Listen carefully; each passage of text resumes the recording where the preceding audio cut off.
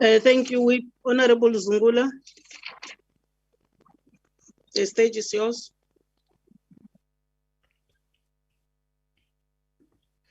Thank you, Chair. Mine is straightforward. Firstly, to say we need to engage the businesses directly.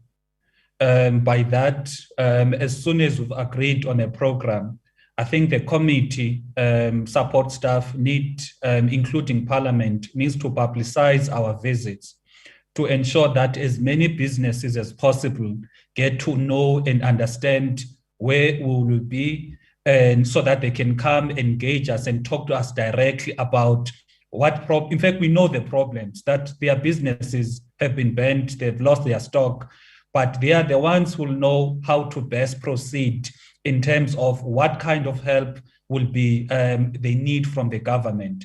So that is why it's critical that we do not only rely on the districts to tell us these are the small businesses in this area, but let us publicize as much as possible.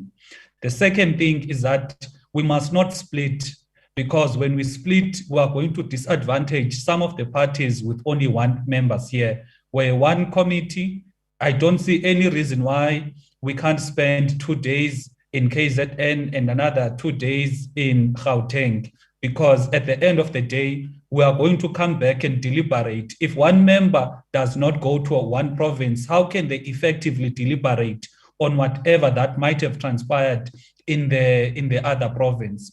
Thirdly, is that we must find a way, Chair, of directing government to prioritize small Black businesses. I'm deliberately saying this because the minister spoke that 75% of the relief funds last year went to white businesses. So it can't be that after what has transpired, again, government prioritizes white businesses.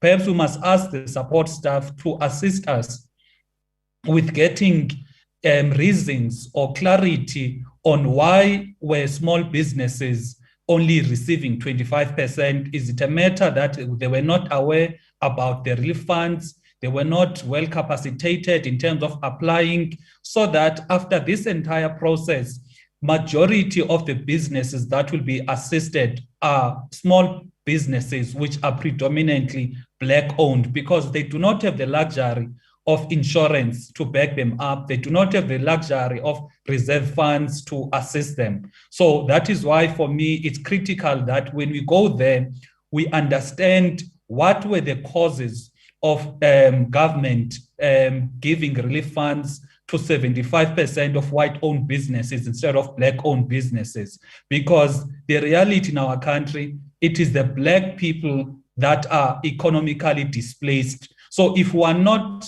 direct about saying we are going to uplift Black businesses in particular, then we have not done our part in terms of small business development. Thank you.